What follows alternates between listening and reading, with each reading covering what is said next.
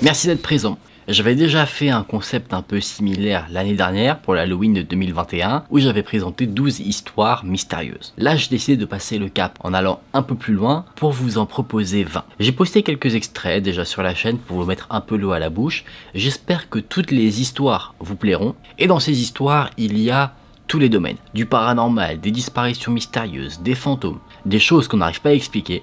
J'espère que ça vous plaira. Au total, il y aura 4 parties constituées chacune de 5 histoires. Sans plus attendre, on est parti pour se plonger dans ces 5 premières histoires. On va voir des incendies qui se produisent dans un château à répétition et à intervalles réguliers.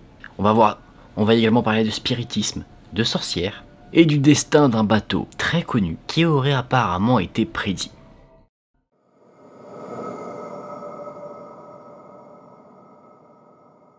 Le château de Lunéville est une demeure qui accueille les ducs de Lorraine depuis le XIIIe siècle. D'abord demeure secondaire, elle devient la principale à partir du XVIIIe siècle. Elle a été rénovée par le duc Léopold Ier entre 1703 et 1720, et déjà pendant cette période, le château a été victime d'événements des plus étranges. Le château a enchaîné les incendies, dont plusieurs ont été effroyables, à chaque fois provoquant de nombreuses rénovations. Le premier incendie répertorié s'est déclenché le 3 janvier 1719, dans l'aile droite du château. Il a fait 7 morts et a détruit une partie du corps central de la bâtisse. Le second, 20 ans plus tard, en 1739, s'est déclaré dans l'aile de l'avant-cour au premier étage. Encore 20 ans plus tard, exactement au même endroit qu'en 1739, la bâtisse reprend feu.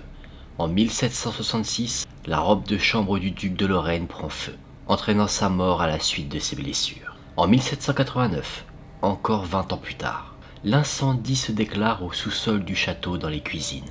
Le feu prend d'assaut le grand escalier. Fort heureusement, la pierre qui constitue le château stoppe la furie des flammes. Sans cela, le château aurait été réduit en cendres. Le 5e incendie, lui, a eu lieu en 1814.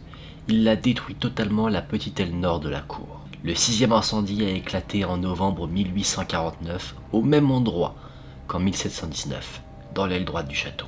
Il a fallu 24 heures aux pompiers pour venir à bout des flammes, car à l'époque, il fallait prendre l'eau dans le canal à l'aide de gros seaux en bois.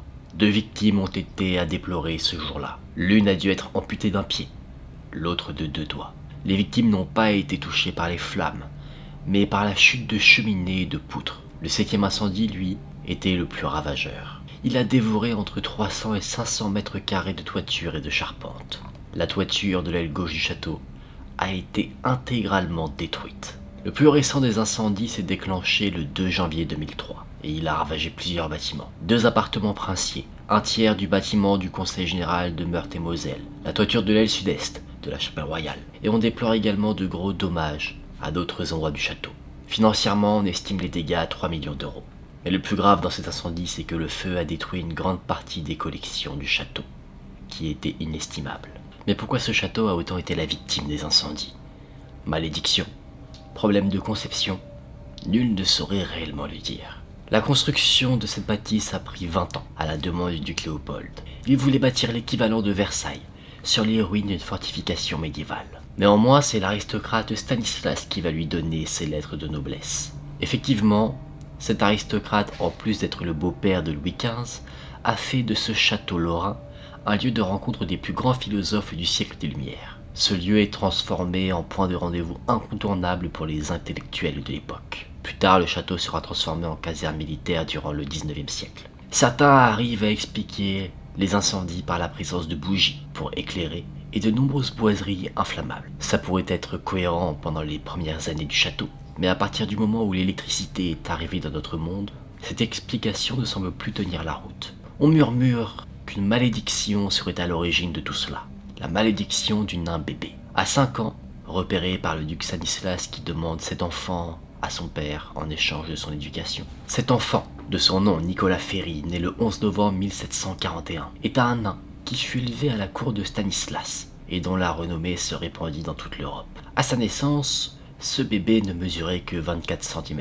À ses 15 ans, il n'en dépassait pas 70. Atteint de nanisme, il était également d'une intelligence peu développée, avec un caractère irascible. Il mourut jeune, à l'âge de 22 ans, avec tous les signes de la vieillesse. Affectueusement, Stanislas, qu'il avait pris sous son aile, le surnomma Bébé. En plus de ça, doté d'un caractère également jaloux, il fut épris d'une certaine animosité envers un autre nain célèbre qui arpenta la cour du duc de Lorraine, Joseph Boruvlaski, surnommé affectueusement Joujou.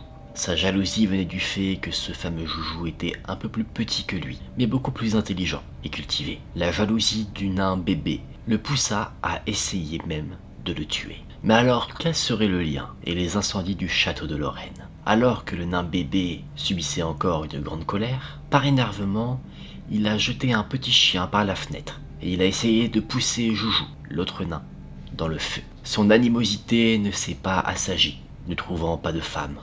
Chose que Stanislas lui avait promis. Il lui avait promis qu'il lui trouverait une épouse, ce qui n'arriva jamais. À l'âge de 23 ans, Bébé est décédé. Et en colère de ne pas avoir obtenu ce qu'il voulait de son vivant, il a décidé de hanter les couloirs du château où il a vécu, déclenchant de sa furieuse colère les nombreux incendies qui ont décimé la bâtisse à plusieurs reprises.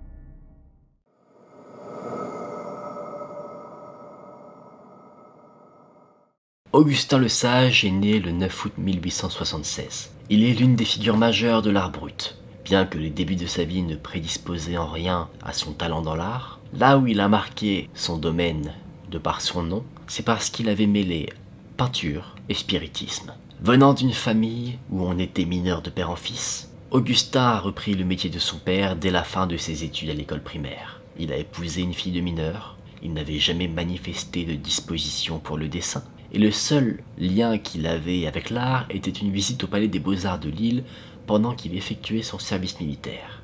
Mais en 1911, tout change. Alors qu'il travaille au fond d'une mine, il entend une voix qui lui dit « Un jour, tu seras peintre ». N'en pensant d'abord rien, il est ensuite initié quelques mois plus tard par des camarades mineurs au spiritisme, et apparemment il fait déjà preuve de dons de médium exceptionnels.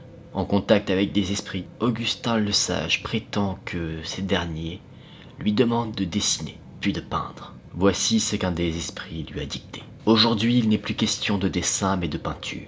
Sois sans crainte et suis bien nos conseils. Oui, un jour tu seras peintre et tes peintures seront soumises à la science. Tu trouveras cela ridicule dans les débuts. C'est nous qui tracerons par ta main. Ne cherche pas à comprendre. Surtout, suis bien nos conseils. Tout d'abord, nous allons te donner par l'écriture le nom des pinceaux et des couleurs que tu iras chercher chez Monsieur Pourri Chalilier. Tu iras chercher là, et tu trouveras tout ce qu'il te faudra. La première peinture d'Augustin le Sage est un très grand tableau carré. Il aborde cette toile en miniaturiste, sans se soucier de ce qui va suivre. Il ne cherche pas à réaliser quelque chose en particulier. Ce qu'il fait, c'est qu'il laisse sa main guider par ce qu'il considère comme des esprits. C'est au bout d'un an de travail assidu qu'il termine sa toile. Et à partir de juillet 1913, il ne cesse de peindre. Il a dû faire une pause, car mobilisé pour la guerre entre 1914 et 1916. Mais dès son retour, il se remet à la peinture, jusqu'à sa mort. Ses toiles sont exposées, et sa renommée commence à se développer, mettant en avant son talent, mais également dû à un certain étonnement général. Comment un homme, un culte, sans hérédité artistique, qui était un simple mineur, issu d'une famille de mineurs, ait réussi à arriver à cette forme d'art? Les théories vont bon train sur ce qui anime le talent d'Augustin le Sage. Est-ce que les esprits de peintres célèbres se servent de lui pour continuer à exprimer leur art? Ou alors est-ce juste un homme qui a des prédispositions en dessin et qui savait que, issu d'une famille de mineurs, personne ne ferait attention à son art et a voulu essayer de se faire un nom en ajoutant une touche de paranormal à ses œuvres?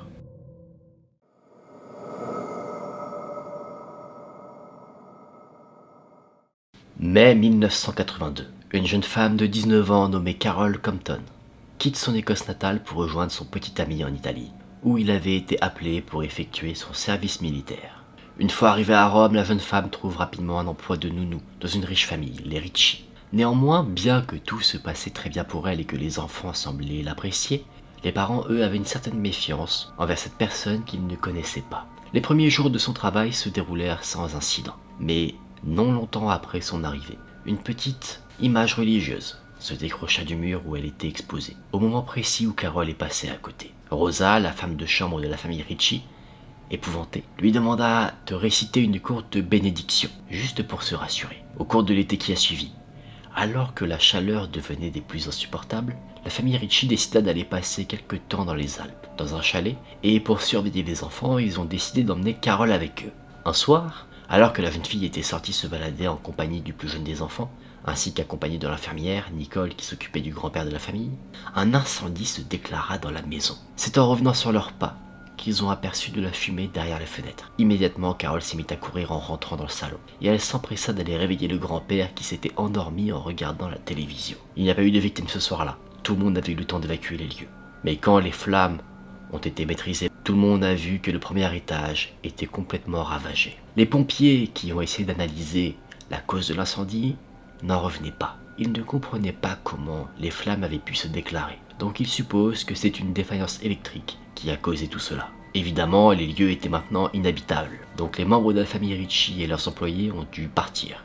Ils sont allés s'installer dans une maison vacante au village. 2 jours plus tard, au matin, une inquiétante odeur de brûlé se fit sentir. La grand-mère chercha avec hâte d'où elle venait et elle découvrit que du papier était en feu dans la poubelle sous l'évier de la cuisine. Encore une fois, le jour suivant, le lit d'une femme de chambre s'est retrouvé réduit en cendres alors que son occupante prenait une douche. À ce moment-là, personne ne blâmait Carol, la nounou, pour ces incendies. Personne ne l'accusait de quoi que ce soit. Néanmoins, la jeune femme fut licenciée et elle dut chercher un nouvel emploi. C'est à la fin du mois de juillet 1982 que Carol fut engagée par une nouvelle famille, la famille Tonti, qui avait déjà employé une autre jeune fille écossaise dans le passé. Carol accompagna la famille pour aller visiter de la famille sur l'île d'Elbe. Mais dès qu'elle est arrivée là-bas, elle a senti que la grand-mère de la famille éprouvait une sorte de haine à son égard, qu'elle lui était hostile, qu'elle n'appréciait pas sa présence dans la maison. Devant tant d'hostilité que la grand-mère peinait à cacher, la jeune fille se sentait terriblement anxieuse. Elle avait peur de se faire critiquer dès que la grand-mère en aurait eu l'occasion. Le lendemain matin, après l'arrivée de la famille, à l'heure du petit déjeuner, de la fumée s'est échappée de la chambre des grands-parents et en rentrant dans la pièce, ils ont découvert qu'un matelas se consumait sans raison apparente. Et d'un coup, alors que Carol se tenait près de la grand-mère, une statue qui se trouvait à quelques mètres bascula et s'écrasa sur le sol. Encore une fois, le jour suivant, au cours de l'après-midi, un gâteau et un vase en verre tombèrent inexplicablement de leur support alors que Carol se trouvait dans la pièce. Pour la grand-mère de la famille Tonti, c'est évident, Carol est liée à tout cela. La tension monte, Carol entendait parfois la grand-mère parler d'elle, la traitant de sorcière. Un autre jour, Agnès, une petite fille de 3 ans, faisait la sieste dans la chambre de ses parents quand Carol a entendu d'étranges grattements. Ça semblait provenir de derrière les murs, que ce soit du salon ou des chambres. Elle a averti la mère et la grand-mère de la famille Tonti, qui ont ouvert la porte de la chambre et ont été abasourdis en voyant que de la fumée s'en échappait. Elles étaient arrivées juste à temps pour voir que le matelas sur lequel dormait la jeune fille était en train d'être consumé par les flammes. La jeune fillette a été mise en sécurité et le matelas transporté dans la cour. Cet incident aurait pu s'arrêter là, mais la grand-mère, agacée de tous ces événements étranges, accuse violemment Carol d'avoir mis le feu elle-même pour assassiner la jeune fille. Cette scène de colère alerta le voisinage, qui sortirent de leur domicile pour voir ce qu'il se passait. Tous lançaient des regards horrifiés à Carol. La jeune femme pensait que tout cela allait se calmer, mais elle ne pensait pas autant se tromper. Au bout de quelques instants, une voiture de police s'arrêta devant la maison, et sans même comprendre ce qu'il se passait, elle se retrouva menottée. Il se trouve que la grand-mère de la famille Tonti avait réussi à convaincre l'ensemble de la famille que Carol était coupable, et donc, ils avaient appelé la police pour porter plainte contre elle. À cette époque, dans le système juridique italien, une personne pouvait être emprisonnée pendant des années, sans même avoir été inculpée, simplement après avoir été interrogée au poste de police. Carol fut donc emprisonnée à la prison de Livourne, le temps qu'il y ait enquête. Peu de temps après son arrestation, des rumeurs la concernant se sont établies. Les gens disaient qu'elle était en possession de mystérieux pouvoirs. Et ces rumeurs ont même pénétré à l'intérieur de la prison, apeurant les prisonniers qui la côtoyaient, faisant de sa vie un calvaire. L'histoire de Carol Compton a été reprise par les journaux, que ce soit en Italie ou même en Grande-Bretagne. Et c'est là que les médias ont commencé à lui attribuer un nom, la sorcière. Néanmoins, la popularité de Carol évoluant par l'intermédiaire des médias, la mère de celle-ci, pensant que sa fille était totalement innocente, a réussi à organiser une collecte de fonds pour pouvoir aller en Italie et payer un avocat pour sa fille. Mais qui était Carol? Nous connaissons son histoire, mais pas qui elle était vraiment en tant que personne. C'était une fille logique, rationnelle, qui n'avait aucune superstition, qui ne croyait pas au paranormal.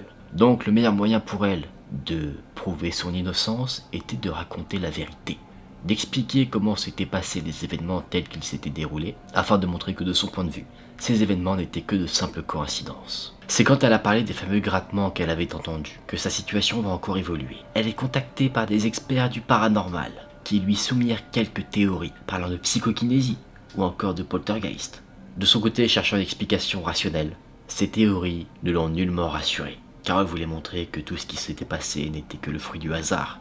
Mais les enquêteurs du paranormal, eux, essayaient de la convaincre que soit elle avait des capacités psychiques et qu'indirectement elle serait donc responsable des incendies, ou alors que c'était le fruit d'un poltergeist.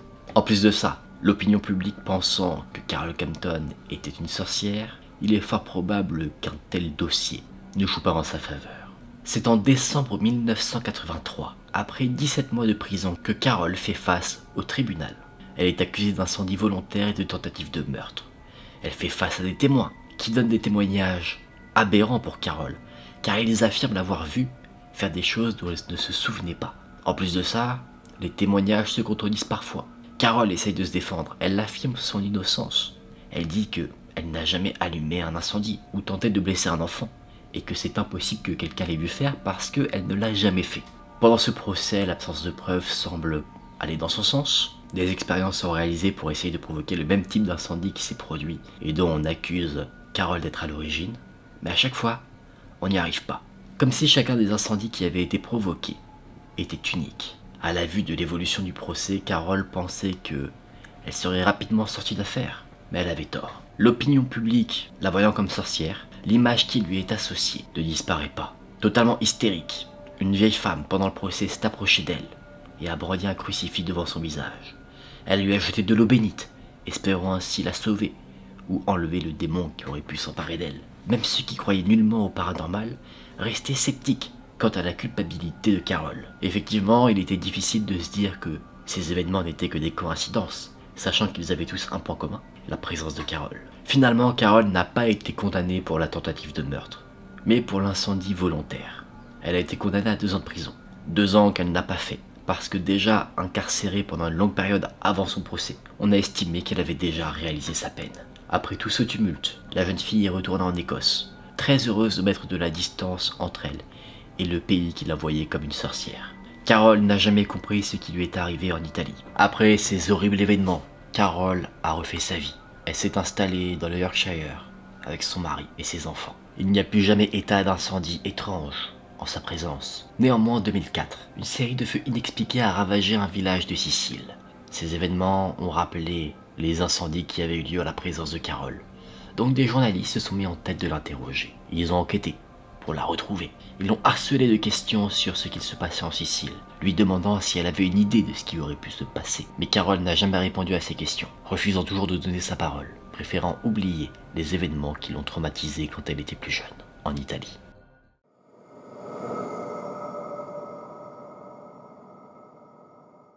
Jimi Hendrix, Janis Joplin, Kurt Cobain, Jim Morrison, Amy Winehouse, des célébrités qui ont toutes un point en commun. Elles sont toutes décédées à l'âge de 27 ans. Les causes de la mort diffèrent, mais ensemble, avec d'autres célébrités, elles forment le Club des 27. Un surnom donné à un ensemble d'artistes du rock et du blues, qui ont comme point commun d'être morts à l'âge de 27 ans. Ce qui a déclenché cette création du club, un club non officiel, sur les morts rapprochées de Brian Jones, Jimi Hendrix, Janis Joplin, Jim Morrison entre juillet 1969 et juillet 1971, en l'espace de 2 ans. Autant de célébrités décédées à l'âge de 27 ans. Ces célébrités sont-elles maudites? Certains prétendent même qu'ils ont réalisé un pacte avec le diable pour atteindre une notoriété à un âge assez jeune, et que le prix de cette notoriété est de connaître un destin tragique à l'âge de 27 ans. La théorie la plus rationnelle concernant ce phénomène est que les musiciens qui deviennent stars vers 20 ans adoptent rapidement des comportements à risque, que ce soit en consommant des substances, de l'alcool, en se mettant en avant dans des situations dangereuses. Mais personne ne sait réellement dire si tout cela n'est dû qu'à la coïncidence ou à une malédiction, la malédiction du Club des 27.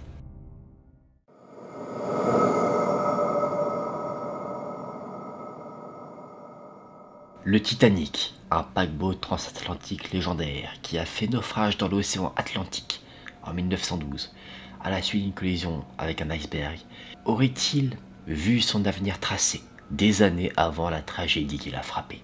Ce bateau, commandé par le capitaine Edward Smith, qui transportait des gens riches, des centaines d'émigrants qui voulaient aller aux États-Unis pour vivre une nouvelle vie, considéré comme un bateau insubmersible et qui encore aujourd'hui est l'objet des fascinations les plus tenaces. Rendu très populaire, Jack, t'aurais dû monter sur la planche, il y avait de la place. Certains ont prétendu que le destin du Titanic était déjà tracé, alors qu'il n'avait encore jamais mis les voiles.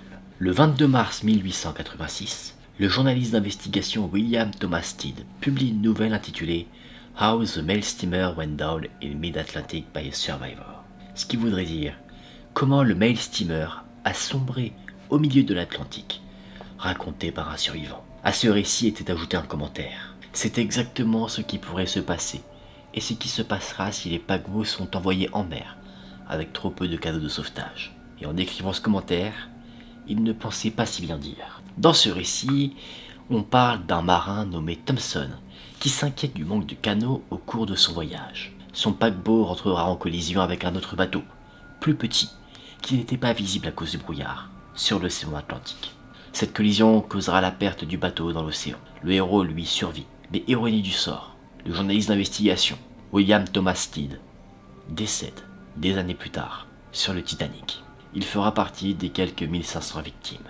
En 1898, un écrivain américain, Morgan Robertson, a écrit The Wreck of the Titan, traduit le naufrage du Titan, un nom qui fait étonnamment penser à celui du Titanic. Et cette fois-ci, différemment du premier ouvrage, les similitudes entre sa fiction et la réalité du Titanic sont troublantes. Dans ce récit, l'auteur dévoile l'histoire d'un paquebot, baptisé le Titan, le plus grand navire de son époque, et ce dernier va couler dans l'Atlantique Nord. Les raisons de ce naufrage sont des plus déconcertantes, car dans la fiction, le Titan coule après avoir heurté un iceberg. Ce naufrage sera une véritable tragédie, puisqu'à court de cadeaux de sauvetage, de nombreux passagers trouvent la mort. Les similitudes entre la fiction et la réalité se retrouvent même dans les plus petits détails.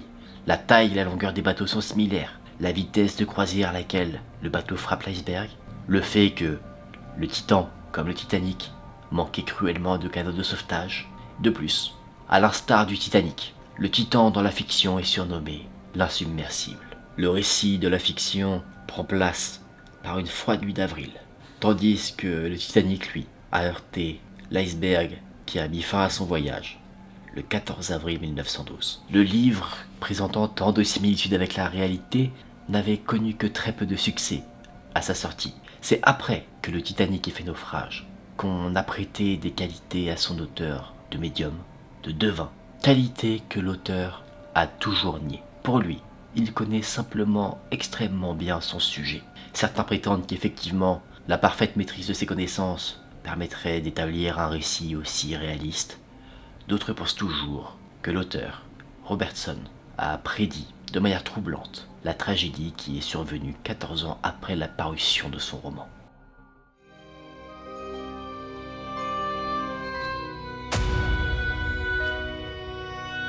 Dans cette seconde partie, on va rentrer un peu plus dans le mystère. Il semblerait qu'une certaine légende parle d'une créature qui soit annonciatrice, généralement, de très mauvaises nouvelles. On verra également l'histoire d'un phare qui semble maudire ses occupants. Et je vais également vous présenter une histoire que peut-être vous connaissez, mais pour sûr vous en avez déjà entendu parler. L'histoire d'une poupée qu'on ne cite clairement plus.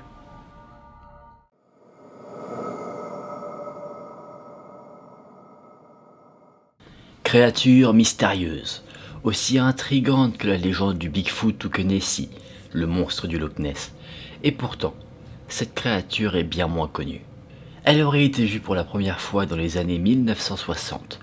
Celles et ceux qui ont eu le malheur de croiser son chemin la décrivent comme un humanoïde de 2 mètres, muni de grandes ailes, aux yeux rouges perçants. Créature mutante, extraterrestre, démon ou simplement mauvais présage, personne ne sait ce qu'est réellement l'homme papillon. Par une froide nuit d'automne, en novembre 1966, un jeune couple roulait vers le secteur de Point Pleasant, dans l'ouest de la Virginie. Ce qu'ils ont vu cette nuit-là les a marqués à vie et est devenu l'un des plus grands mystères de tous les temps. C'est ici qu'est née la légende de l'homme papillon. Un phénomène devenu quasiment mondial, qui a attisé la curiosité de millions de personnes. Que s'est-il réellement passé? Qu'est-ce que ces gens ont vu? Et est-ce que cet homme papillon a-t-il été revu ailleurs, à un autre temps? Bien que la ville où a été vue pour la première fois cette créature mystérieuse attire des touristes attirés par cette légende, par le passé, l'homme papillon a semé la terreur dans cette petite ville de l'ouest des États-Unis. À l'instar de la Dame Blanche, on ne sait pas réellement si elle a existé, mais à en croire de nombreux témoignages, personne n'a envie de vérifier si la légende est vraie ou pas de lui-même.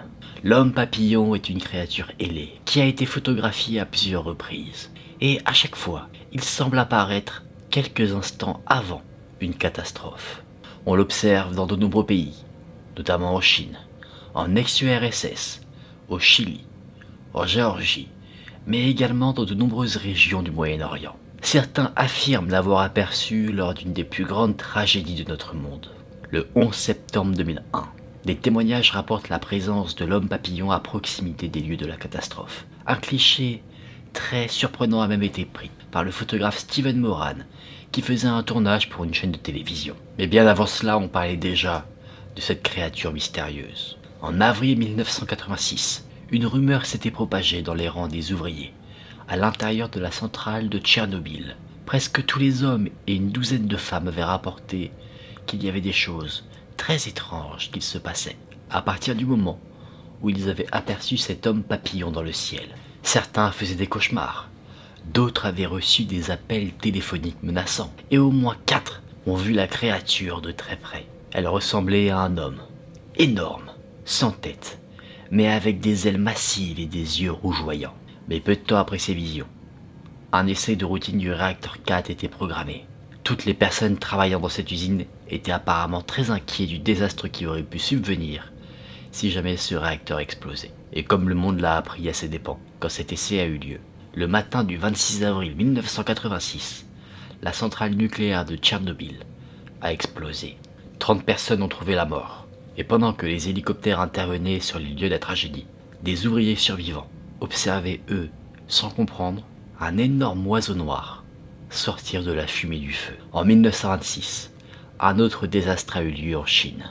L'un des plus grands barrages du monde, le barrage Xiaoté, s'est effondré dans l'après-midi du 19 janvier 1926. Plus de 15 000 personnes ont trouvé la mort et des villes entières ont été englouties dans l'inondation. Ceux qui ont survécu à ce désastre avaient tous la même histoire à raconter. Ils disaient avoir aperçu l'homme papillon peu de temps avant que le barrage ne s'effondre. Hallucination collective, annonce d'un mauvais présage. Le monde ne manque pas de témoignages concernant cet homme papillon. Mais aujourd'hui, le peu de preuves réelles le concernant étaye la légende.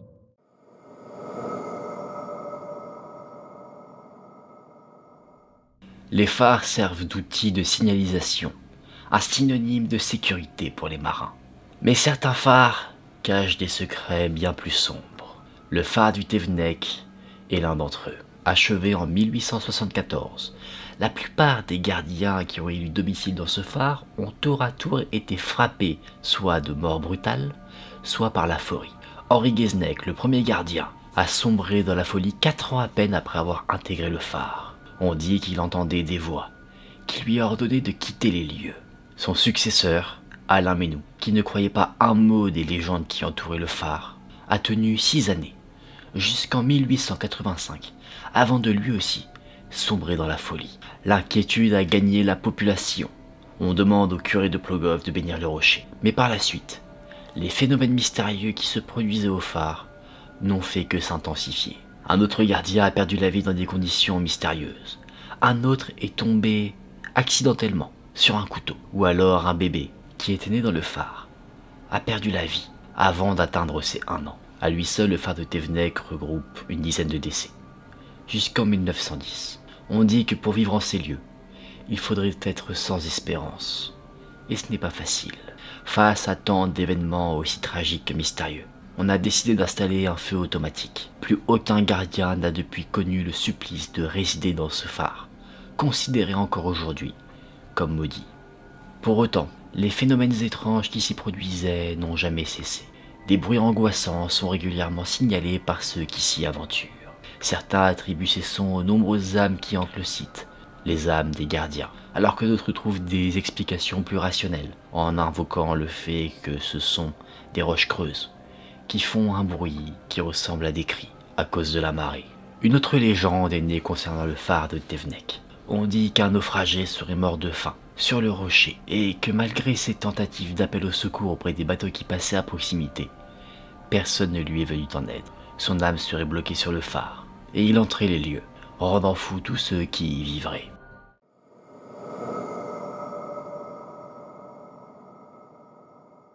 La poupée Annabelle est une poupée bien connue, mise en avant par la franchise Conjuring. Bien qu'elle ait 2 films à son effigie, aucun d'entre eux ne raconte la vraie histoire, l'affaire que les Warren ont traitée dans les années 1970. En effet, les 2 films racontent, de manière fictive, les origines de cette poupée. Mais que s'est-il passé réellement avec cette poupée possédée par un démon? En 1970, une mère veut offrir un cadeau à sa fille. Elle lui offre une poupée Anne Raggedy, qu'elle trouve dans une boutique d'antiquité. La fille qui reçoit cette poupée, Donna, est très heureuse de cette délicate attention, et la dépose dans sa chambre, en décoration, et n'y prêta plus attention. Mais dès qu'elle prit possession de la poupée, des événements mystérieux ont commencé à se produire. La poupée semble bouger toute seule. Au début, les mouvements semblaient assez légers, simplement une position différente, le genre de choses qui aurait pu arriver si jamais on l'avait bousculée. Mais au fur et à mesure du temps, les mouvements devenaient de plus en plus perceptibles. Ses membres étaient positionnés différemment. Elle était à un autre endroit. Inquiète, Donna en parla à son amie qui était également sa colocataire, Angie. Elle constata les mêmes événements. Et encore quelques semaines plus tard, la poupée Anne Raggedy était devenue beaucoup plus mobile. Elle ne s'en cachait plus. Le matin, quand les jeunes filles quittaient l'appartement, elle était sur le lit. Mais le soir, elle était dans un endroit différent. Assise en tailleur, par exemple, sur le canapé, les bras croisés, comme si elle attendait que les jeunes filles rentrent à la maison. L'un des événements les plus surprenants qui s'est produit concernant cette poupée s'était produit un soir, quand Donna et Angie découvrirent la poupée, agenouillée sur une chaise près de la porte d'entrée. Ce qui était surprenant avec cette position, c'est que c'était une position qu'elle ne pouvait pas tenir habituellement. Quand les jeunes filles ont essayé de placer la poupée dans la même position, elle tombait, toujours. Elles parlèrent de toute l'histoire à Lou, le petit ami d'Angie. Il demanda à voir la poupée, mais quand il posa son regard sur elle, il a eu une impression très désagréable. Il avait l'impression que quelque chose de profondément mauvais se dissimulait derrière ses grands yeux ronds et son éternel sourire. Il fit part de son sinistre pressentiment, rajoutant que la poupée était peut-être dangereuse et qu'il fallait s'en méfier, voire même s'en débarrasser. Les jeunes filles se mirent à rire, elles ne l'écoutaient pas. Elles pensaient qu'il y avait forcément une explication logique, notamment le fait que quelqu'un qu'elles ne connaissaient pas avait les clés de leur appartement et leur jouait une vilaine farce. Elles ont donc décidé de mettre en place un stratagème, mettre un fil à côté des portes, disperser du sel pour voir s'il y avait des traces de pas, et alors retour à la maison.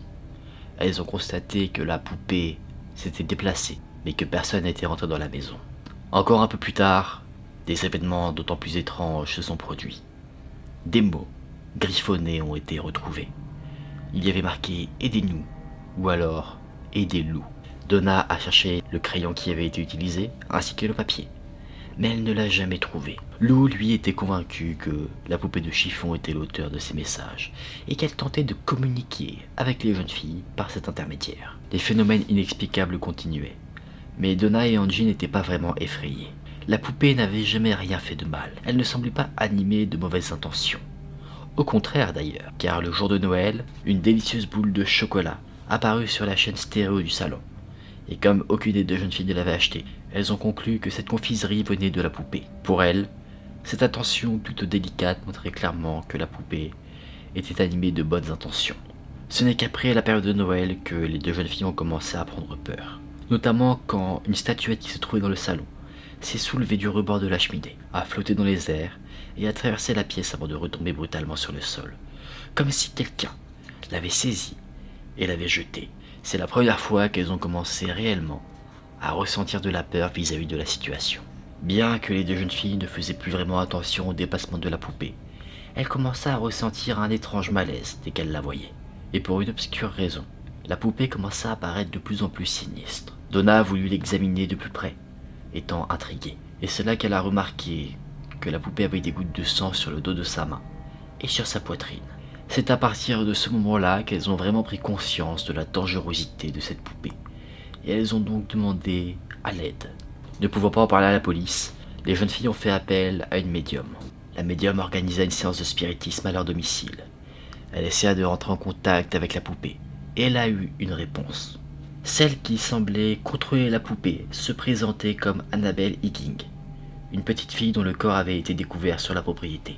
L'esprit d'Annabelle leur expliqua qu'elle jouait dans les champs, non loin du domicile des jeunes filles, avant que leur immeuble d'ailleurs ne soit construit, et qu'elle était très heureuse.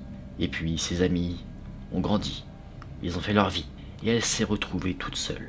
Pendant quelque temps, elle est restée ainsi, à errer, et c'est là qu'elle a trouvé Angie et Donna.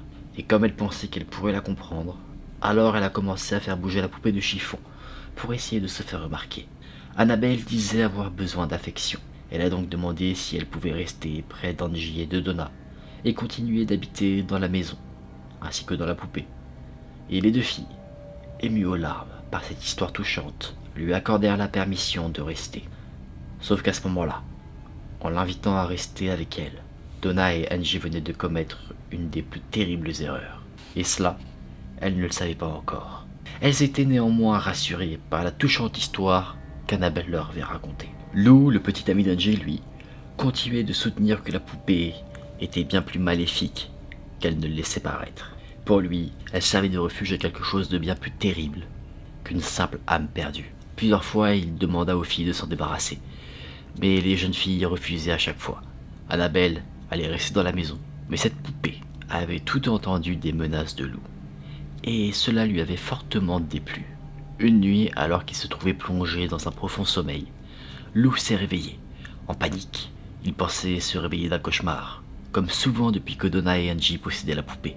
Mais il avait une impression étrange, l'impression que quelque chose l'observait. C'est là qu'il s'est redressé sur ses coudes. Il balaya la chambre d'un regard.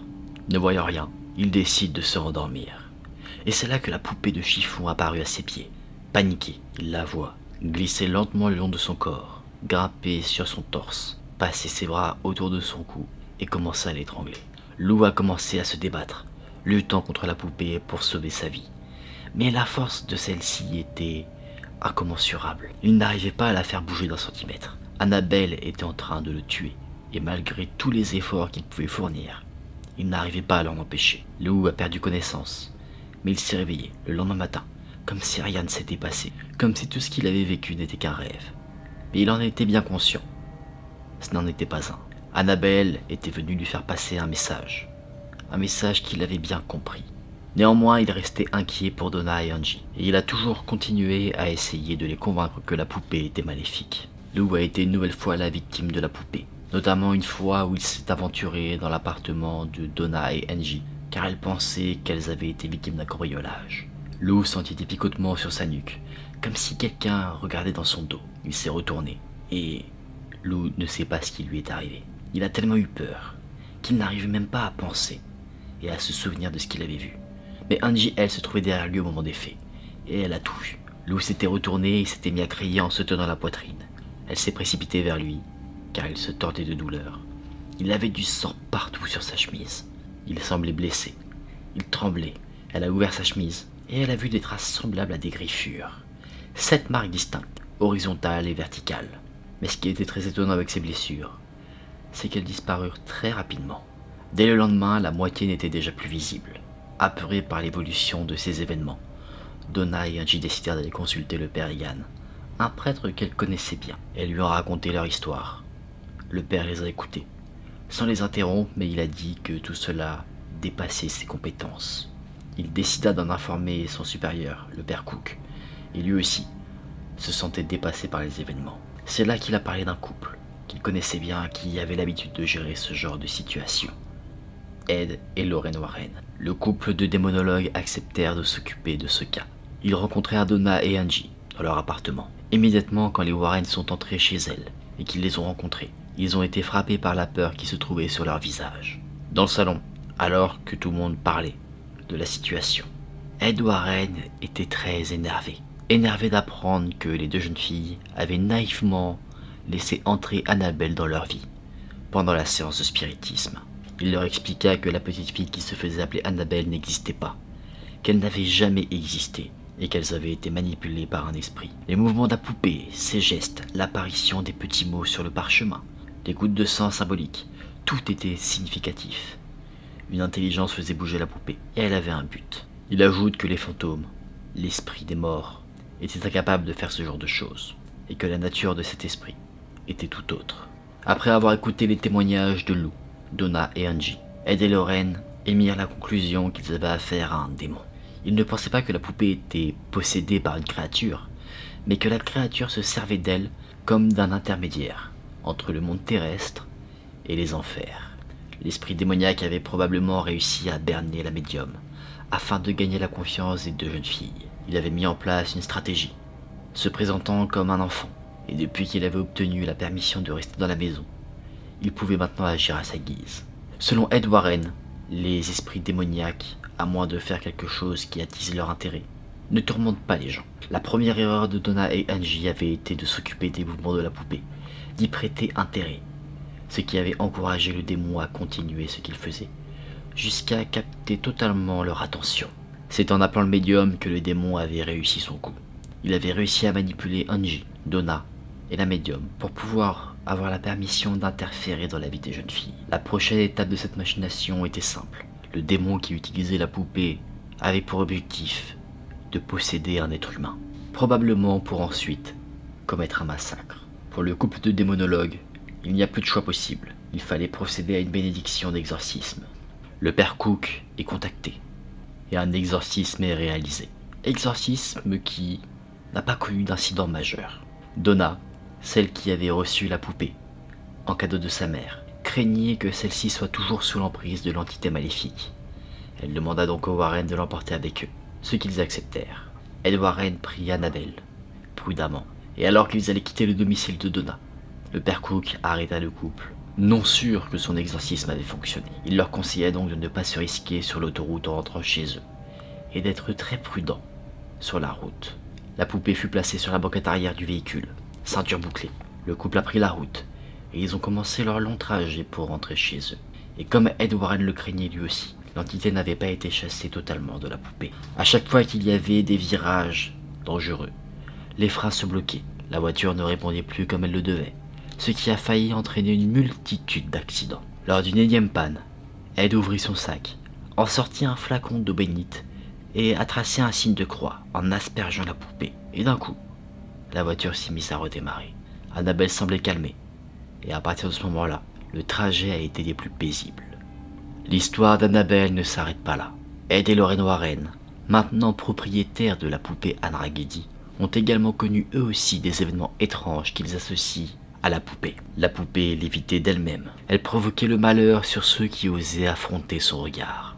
Un prêtre, par exemple, l'avait insulté en la rabaissant en tant que simple poupée de chiffon. Et quand il est rentré chez lui, après avoir rencontré les Warren, à plusieurs reprises, il a failli perdre la vie au cours d'accidents de la route. Suite à de nombreux incidents, les Warren ont compris que la poupée était bien trop dangereuse pour être exposée aux yeux du monde. Ils ont donc décidé de l'emprisonner dans une boîte scellée et de l'entreposer au sous-sol, dans leur très connu musée de l'occulte. Aujourd'hui, Annabelle y est toujours exposée. Une petite pancarte a été placée devant sa vitrine, où il y a marqué « Attention, ne pas ouvrir ».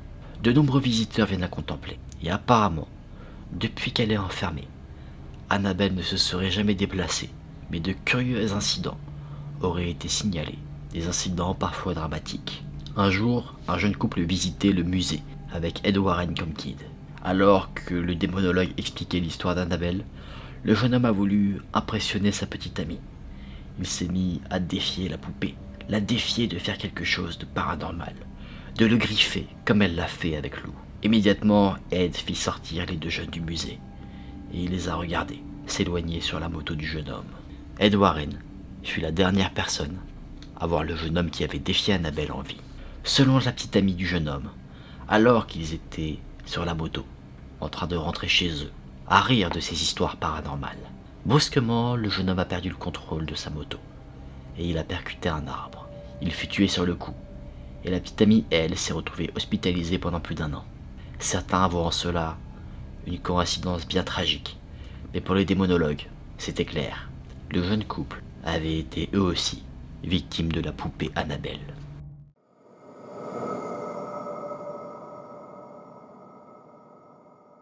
En Lettonie, à l'est de l'Europe, au milieu du 19e siècle, près de Valmiera, il y a un pensionnat féminin tenu par un certain Monsieur Buck, qui reçoit des jeunes filles de bonne famille, qui appartiennent à la noblesse allemande locale. En 1845, Monsieur Buck se met en quête d'une nouvelle professeure de français, une langue prisée par les aristocrates, beaucoup plus que l'anglais. On ne sait pas trop comment il a fait la rencontre d'une certaine Émilie Saget, qui a de très belles références, un très bon profil, une jeune femme dont on ne sait pas grand-chose, sauf qu'elle a 32 ans, qu'elle est grande, blonde aux yeux bleus, et qu'elle est d'origine française. Rapidement, Émilie Saget semble faire l'unanimité parmi ses collègues, et les 42 élèves, aussi bien de par ses méthodes pédagogiques que par son caractère doux et enjoué qu'elle présente. Tout le pensionnat est conquis. Néanmoins, de temps en temps, elle semble quelque peu nerveuse, qu'on attribue à sa nouveauté dans ce nouvel établissement. Mais malgré tout, elle reste une excellente enseignante. Cependant, 4 semaines après avoir intégré le pensionnat, des phénomènes étranges commencent à se manifester, à tel point que les jeunes filles qui résident au pensionnat commencent à en parler. Plusieurs d'entre elles affirment avoir vu cette professeure de français, Émilie Saget, à des endroits différents au même moment. L'une affirme l'avoir vue dans une partie de l'établissement, une autre lui dit non, c'est impossible, je viens de la croiser dans l'escalier. Au début, naturellement, tout le monde pense à un malentendu, mais ces faits se reproduisent. Et c'est là que les jeunes pensionnaires commencent à raconter des histoires un peu folles, qui arrivent jusqu'aux oreilles du corps professoral. Au début, les collègues de travail d'Émilie Saget ne prêtent aucune attention à ces rumeurs. Ils pensent que ce ne sont que des paroles d'enfants, du commérage. Mais quand un adulte vient confirmer ces rumeurs, tout change. Effectivement, un soir, le jardinier aperçoit Émilie qui se promenait dans le parc à l'heure du dîner. Ça l'intrigue, car à l'heure du dîner, tout le monde, que ce soit les professeurs ou les élèves, se trouve dans le réfectoire. Donc le jardinier rentre dans la cantine et là, il y voit la jeune professeure de français, occupée à dîner paisiblement avec l'ensemble des enseignants. Confus, le jardinier retourne dans le parc et il aperçoit de nouveau Émilie Saget. Celle-ci marche à sa rencontre, un livre à la main. Le jardinier essaie d'entamer une conversation avec elle, mais elle ne répond pas, comme si il n'existait pas. Ne comprenant pas ce qui se passe, le jardinier reste stupéfait. Ce n'est pas le seul incident. Les événements de la sorte s'enchaînent, notamment pendant l'un des cours que dispensait Émilie Saget. Selon les témoignages, elle était en train de donner un cours de grammaire, d'écrire à la craie sur le tableau noir, quand d'un coup, selon les 13 élèves à qui elle enseignait, son double est apparu juste à côté d'elle, comme s'il se détachait de sa personne. Il s'est mis à imiter ses gestes à la perfection, sauf que lui écrivait dans le vide. Évidemment, à la surprise de cet événement, les élèves se sont mis à crier. Mais la vraie professeure, celle qui avait bien un morceau de craie à la main, n'a rien remarqué. Elle semblait ailleurs, et le double, lui, continuait d'imiter ses gestes à la perfection. Au bout d'un moment, il a disparu. Et c'est là que Émilie Saget a été prise d'une sorte de malaise. Elle s'est écroulée sur sa chaise, et quand elle a repris ses esprits, elle a découvert en face d'elle les visages terrifiés de ses élèves, qui ne comprenaient pas ce qui venait de se passer. La professeure de français non plus ne comprenait pas ce qui se passe, mais elle semblait très fatiguée. Cet événement s'est également reproduit plus tard, au réfectoire à l'heure du dîner. La vraie Émilie Saget mangeait, l'autre imitait ce qu'elle faisait. Il y a eu bon nombre d'événements similaires qui ont pu être observés par des élèves ou par des professeurs, et le tumulte causé par le comportement involontaire d'Émilie Saget occasionna son renvoi. Maintenant que les rumeurs n'en étaient plus, que chacun avait une histoire à raconter sur la professeure de français, et que la réputation du pensionnat a commencé à se ternir, car l'histoire de la professeure qui arrivait à se dédoubler arrivait aux oreilles des parents, des gouvernantes. Donc, Monsieur Buck, inquiet que la réputation de son pensionnat pourtant réputé ne soit ternie, décide de convoquer la jeune femme et de lui signifier à contre-cœur, car satisfait de ses enseignements, son renvoi. Lui n'avait jamais assisté à quelconque phénomène, donc il était naturellement très ennuyé de renvoyer quelqu'un qu'il estimait comme une professeure de français de grande qualité. Néanmoins, sous la pression des familles, et pour le bien de son établissement, il n'eut pas d'autre choix. Et étonnamment, au moment de son renvoi, Émilie Saget aurait reconnu qu'elle s'était déjà faite renvoyer 19 fois, pour le même motif, depuis qu'elle a commencé sa carrière d'enseignante, vers l'âge de 18 ans. Mais évidemment, elle jure qu'elle n'y est pour rien. Et à l'instar de Monsieur Buck, tous les directeurs d'établissement étaient toujours très satisfaits de son travail. Mais à chaque fois, c'est la pression des familles concernant les événements mystérieux qui se produisaient autour d'elle qui occasionnait son renvoi. Les directeurs, satisfaits, lui donnaient de bonnes lettres de référence, sans mentionner à chaque fois les raisons qui avaient poussé Emily à partir des différents établissements qu'elle a côtoyés. Ce fut la dernière expérience d'Emily en tant que professeur. Lassée de passer de pensionnat en pensionnat, d'école en école, elle s'est réfugiée auprès d'une de ses belles-sœurs qui avait de jeunes enfants. Elle est devenue leur gouvernante, et ses deux neveux, âgés de 3 et 4 ans, ne voyaient aucun problème à avoir deux tantes Emily. L'une était joyeuse et souriante, tandis que l'autre était triste et inerte. Néanmoins, une autre rumeur a circulé concernant l'avenir d'Emily Saget. Certains disent qu'après ses déboires au pensionnat, Emily Saget serait devenue la dame de compagnie d'une riche douairière russe qui l'avait prise en affection. Là, elle aurait enfin trouvé le calme et la sérénité auquel elle aspirait. Sauf qu'un jour, sa protectrice fut retrouvée morte dans son palais. Des témoins, à qui apparemment on pouvait faire confiance, ont affirmé avoir vu Emily Saget sortir de la demeure la nuit même du décès de sa protectrice. Le détail mystérieux dans cette histoire, c'est qu'Emily, cette même nuit, se trouvait dans la résidence d'été de la comtesse, à 50 km de Saint-Pétersbourg, là où avait eu lieu la mort de sa protectrice.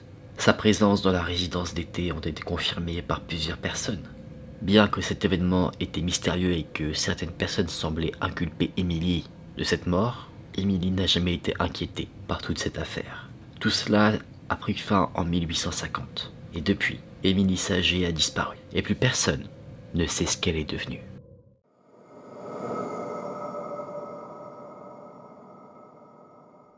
On dit souvent que les fantômes arpentent les lieux qui leur tenaient à cœur de leur vivant, que ce soit les lieux de massacre pour des tueurs, ou des lieux de vie pour des personnes ayant connu la célébrité. Nombreux sont ceux qui disent avoir vu des stars défuntes arpenter les couloirs d'un hôtel ou être posés calmement à la table d'un restaurant. Selon les experts du paranormal, ceux qui côtoient de près Hollywood, les spectres d'à peu près toutes les grandes célébrités défuntes du cinéma feraient leur apparition de temps en temps, dans des lieux privés ou des lieux publics. On dit par exemple que sur Hollywood Boulevard, au Roosevelt Hotel, il y aurait plusieurs fantômes de stars de cinéma qui résideraient toujours là-bas. Par exemple, la très connue Marilyn Monroe y était une résidente régulière quand elle était au sommet de sa popularité. Bien qu'elle soit morte dans un tout autre lieu, Marilyn, ou plutôt son fantôme, aurait été aperçue à plusieurs reprises dans un miroir sur pied. Dans la suite numéro 1200, près de la piscine, celle qu'elle était habituée à occuper. Plus tard, ce miroir a été déplacé au niveau inférieur près des ascenseurs pour que les touristes puissent se prendre en photo devant. D'autres visiteurs disent qu'ils ont vu le fantôme du mythique acteur américain Montgomery Clift, décédé à 45 ans, un acteur qui a tourné avec les plus grands réalisateurs. De son vivant, il logeait régulièrement à l'hôtel Roosevelt.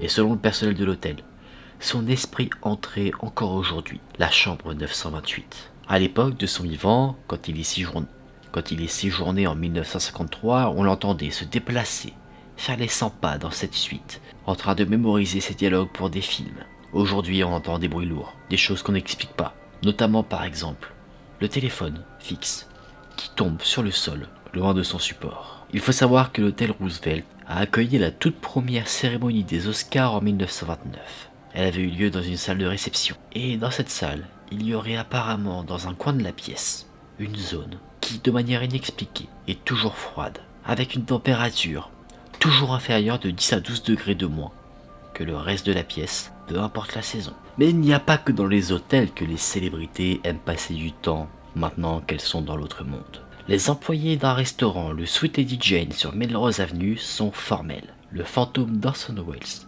viendrait de temps à autre, portant une cape sombre et un chapeau noir à large bord. Il viendrait fumer un cigare et boire son bourbon favori. De nombreuses autres célébrités défuntes auraient été aperçues dans des hôtels, dans leur ancien domicile, et certaines célébrités encore bien vivantes affirment elles aussi parfois avoir eu l'occasion de rencontrer ces idoles passées dans l'autre monde.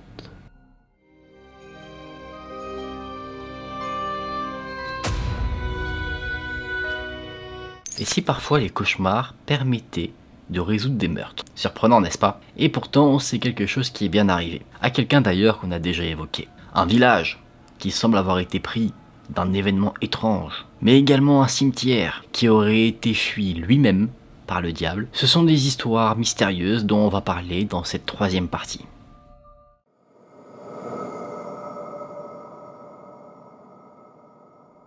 De temps en temps, des policiers venaient demander conseil au couple Warren pour résoudre des enquêtes sur lesquelles ils n'arrivaient pas à avancer. Le don de clairvoyance de Lorraine était très pratique pour essayer de révéler des choses du passé, permettant de rendre justice à des personnes ayant été victimes de destins tragiques. L'une de ces demandes a été des plus horribles pour Lorraine Warren. Un policier lui a demandé son aide concernant une affaire atroce. Le corps à moitié dénudé d'une femme au foyer de 27 ans avait été retrouvé sur un terrain vague. En 19 ans de carrière, ce policier, Carl Anderson, n'avait jamais rien vu d'aussi horrible. Lorraine Warren hésita avant d'accepter cette affaire, car à chaque fois qu'elle aidait à résoudre une affaire de meurtre, elle s'en trouvait à chaque fois très troublée, mais profondément affectée par la mort d'une jeune femme. Lorraine Warren en conclut qu'elle n'avait pas le droit de refuser, et qu'elle devait aider la police à rendre justice à celle qui avait perdu la vie. Cette jeune femme s'appelait Emma Johnson. Elle avait une enfant de 2 ans. Elle était mariée à un homme qui possédait une petite épicerie et qui prévoyait de monter une chaîne de magasins du même genre. Le soir du drame, elle travaillait dans l'épicerie de son mari et la police avait pour seule piste le fait qu'elle avait été enlevée. Le couple Warren fut invité à se rendre sur la scène de crime. L'inspecteur Anderson leur montra une photo de la victime, une jeune femme aux cheveux blonds, aux grands yeux bleus et au sourire timide. Mais malheureusement, sur la scène de crime, ce terrain vague où il y avait des vieilles carcasses de voitures rouillées, de la boue et des rats qui disparaissaient à la vue du couple de démonologues, Lorraine n'arrivait à rien, aucune vision, aucun signe, rien du tout. L'inspecteur Anderson fut quelque peu déçu que Lorraine Warren ne puisse pas l'aider davantage à ce moment-là. Mais c'est plus tard, dans la nuit, alors que le bruit du tonnerre réveilla Lorraine Warren, que tout se présenta devant elle. Lorraine se leva et alla à son bureau. Elle ne savait pas pourquoi elle agissait ainsi. Elle se contentait de suivre son inspiration. Une fois assise dans son fauteuil, elle a commencé à écrire. De manière automatique, elle a rédigé la triste histoire d'Emma Johnson, comme si une force invisible contrôlait sa main. La nuit de sa mort, Emma travaillait dans le magasin de son mari. Lui faisait une pause après avoir passé toute la journée derrière le comptoir. Tout se passait normalement. Les clients habituels étaient passés au magasin. Des adolescents avaient tenté d'acheter de l'alcool en mentant sur leur âge. D'autres s'étaient servis de l'essence eux-mêmes. Et certains pensaient que le magasin était chez eux et faisaient réchauffer leurs plats dans le micro-ondes, alors que c'était interdit pour ceux qui n'étaient pas clients. C'est vers 21 h que 3 hommes sont descendus d'une camionnette et qu'ils ont pénétré dans le magasin. Emma les reconnut immédiatement. C'étaient 3 hommes qui s'arrêtaient souvent ici et qui flirtaient toujours avec elle, mais jamais ils n'avaient été menaçants, ou ni même inconvenants. Mais ce soir-là, ces hommes semblaient avoir bu, bien plus que d'habitude. Ils discutaient entre eux, ils riaient, ils se chamaillaient, ils fumaient des cigarettes, ils étaient un peu sales. L'un d'entre eux avait une sorte de poignard tatoué sur sa main droite, qui était noir de crasse. Ils ont acheté un pack de bière, et le plus grand des hommes a demandé si Emma n'avait pas peur de rester toute seule dans le magasin, une fois que la nuit était tombée. Emma lui répondit assurément que tous les clients étaient toujours très charmants avec elle, et l'homme a déclaré que s'il avait une copine aussi jolie qu'elle, il ne la laisserait pas traîner seule comme ça. Les 3 hommes ont ricané, ce qui a permis à Emma de voir leurs dents abîmées, les cicatrices qu'ils avaient sur leur visage, et leur mauvais regard. L'un des hommes a essayé d'attraper Emma par le bras. Emma, pris de peur, recula d'un coup sec et cria. Les 3 hommes ont rigolé, satisfaits d'avoir réussi à lui faire peur. Ils se sentaient forts et se trouvaient très drôles. Les hommes prirent leur bière et sortirent du magasin. Mais juste avant de franchir la porte, l'un d'entre eux a dit à Emma « Peut-être qu'on se reverra un peu plus tard, mon chou ». Emma comprit alors que l'homme s'estimait irrésistible, que n'importe quelle femme pouvait tomber sous son charme. Elle a failli éclater de rire à ce moment-là, mais elle avait peur de mettre cet homme en colère. Donc, elle ne dit rien. Les 3 hommes rentrèrent dans leur camionnette et ils prirent la route. Emma s'était sentie très mal à l'aise pendant cette rencontre. Pendant quelques instants, elle songeait à appeler son mari pour lui raconter l'incident. Mais il était très stressé avec le lancement de ses nouveaux magasins. Donc elle y renonça. Elle s'est dit qu'elle pouvait peut-être appeler la police. Elle a composé le numéro. Mais comme elle attendait que quelqu'un réponde, elle s'est dit que finalement, les hommes ne l'avaient pas menacée, donc la police n'aurait pas agi. D'autres clients sont venus dans le magasin cette nuit-là. Et au fur et à mesure du temps, Emma a relativisé sur ce qui lui était arrivé. 3 personnes ivres ont voulu faire les malins, et elle avait fait une histoire de quelque chose qui n'était rien. À 22h30, les 3 mêmes hommes poussèrent la porte de l'épicerie, mais cette fois-ci, ils étaient encore plus alcoolisés. Emma le devinait facilement. Les hommes titubaient, et ils la regardaient d'une manière déplaisante. Elle a voulu tout de suite courir vers le téléphone, mais il était trop tard. Le plus grand des 3 hommes se précipita devant elle, et il arracha le téléphone du mur, le cassant sur le cou. Emma tourna rapidement la tête. Elle regardait le parking, dans l'espoir de voir un client arriver, qui aurait pu la sortir de cette mauvaise situation. Mais avant qu'elle ne puisse voir quoi que ce soit, un coup de poing s'abattit sur son visage, et elle tomba inconsciente. Les 3 hommes emmenèrent Emma dans la réserve, et ensemble, ils ont abusé d'elle, chacun leur tour, l'assommant de coups de poing dès qu'elle semblait reprendre conscience. Ils ont ensuite enveloppé son corps dans du papier qui servait à emballer de la viande, et l'ont transportée jusque dans leur camionnette, toujours inconsciente.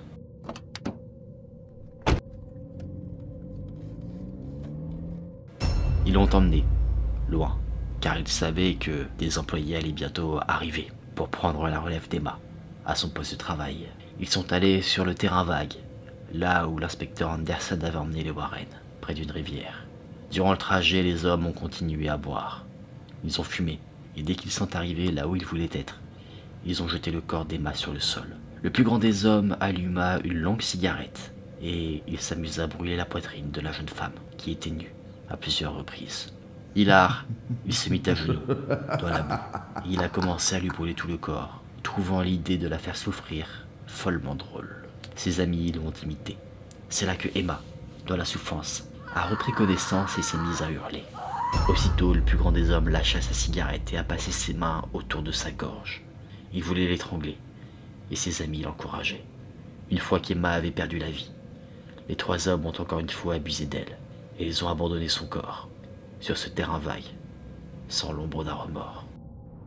Après que Lorraine Warren avait fini d'écrire l'histoire d'Emma sur sa feuille de papier, elle a immédiatement téléphoné à l'inspecteur Anderson. Il devait être 4 heures du matin, mais elle savait qu'elle ne le dérangerait pas, parce qu'il serait heureux d'enfin savoir ce qu'il s'était passé. Comment était décédée Emma Anderson? Curieux, l'inspecteur a demandé comment elle avait fait pour savoir tout ça. Lorraine Warren lui a expliqué qu'elle avait précédé de l'écriture automatique, et elle a décrit les événements de la nuit du meurtre. Comment étaient les 3 hommes, avec quelques détails physiques, notamment les poignards tatoués sur la main d'un des hommes, la camionnette. Et une fois qu'elle avait fini de raconter cette histoire horrible, Lorraine se mit à pleurer de soulagement, car elle savait que la mort d'Emma Johnson ne resterait pas impunie. Et effectivement, quelques jours plus tard, les 3 hommes que Lorraine avait si justement décrits furent arrêtés, jugés et condamnés pour meurtre, suite à leurs aveux après leur arrestation.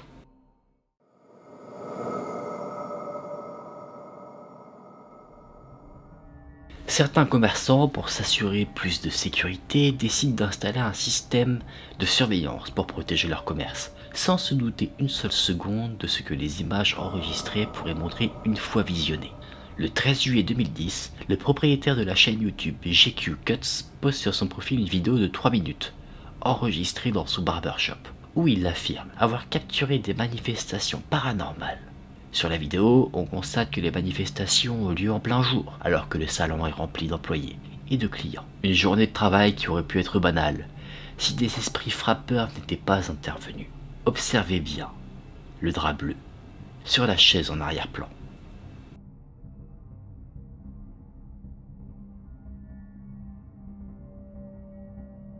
Puis la porte à côté,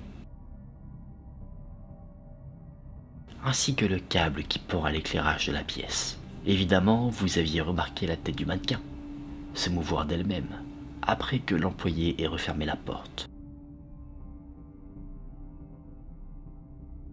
GQ Cuts indique dans la description de sa vidéo que les bâtiments où se situe son salon auraient été construits sur un ancien cimetière de la culture indienne.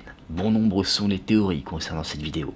Un prank de la part du propriétaire de la chaîne YouTube, voulant se jouer d'un de ses amis, avec en X de preuve ce sourire malicieux en fin de vidéo. Certains néanmoins pensent réellement à la présence d'un fantôme, pourquoi pas d'un fantôme indien, issu du cimetière se situant autrefois sur ces lieux et y étant enterré. Ou alors aurait-on un fantôme souhaitant, comme un client, avoir un dégradé laser.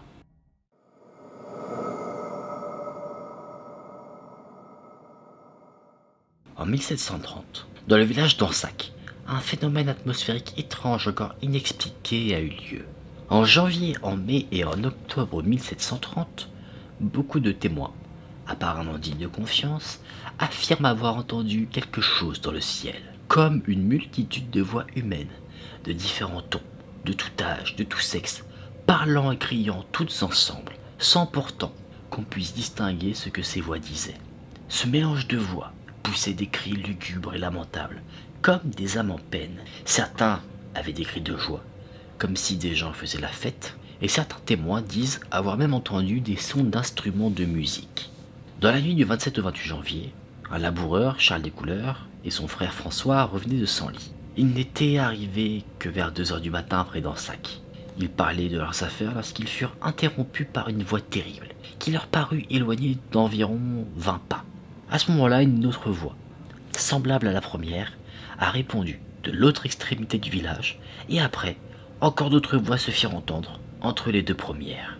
Charles Descouleurs a raconté par la suite qu'il n'a pas pu comprendre leur jargon, mais il a clairement reconnu la voix de vieillards, de jeunes hommes, de femmes, de filles et d'enfants, et parmi tout cela, différents sons d'instruments. Selon ses dires, ces sons venaient de très haut dans le ciel.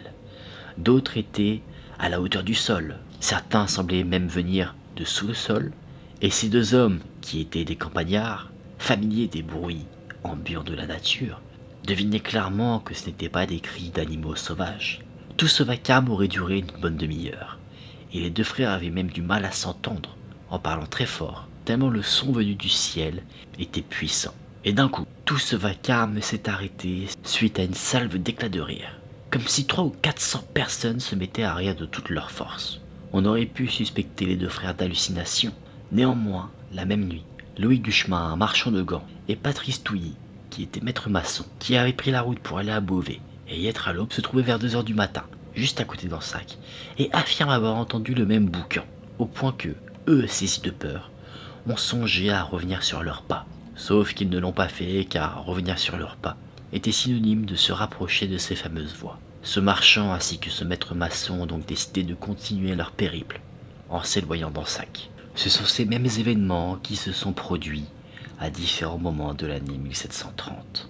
Mais ce qui est surprenant, c'est que déjà 15 ans avant ces événements, en 1715, quelqu'un a raconté, alors qu'il traversait le village d'Ansac, avoir entendu un bruit dans le ciel. À l'époque, ces dires n'avaient jamais été pris au sérieux, car il n'y avait qu'un témoin. Mais en 1730, il y en avait plusieurs. Il est difficile de trouver une explication rationnelle à ce qui s'est passé à Ansac cette année-là. Plusieurs témoins racontent la même chose, des témoins qui ne se connaissent pas. D'ailleurs, ce fait-là a bien été vérifié, qu'il n'y ait pas de lien entre les différents témoins qui pourrait prouver une sorte de tromperie, de machination. Scientifiquement, il n'y a aucun phénomène météorologique qui pourrait produire ce genre d'effet. Donc encore aujourd'hui, sans explication rationnelle à ces événements, ce qui s'est passé l'année 1730 à Ansac demeure encore un événement des plus mystérieux.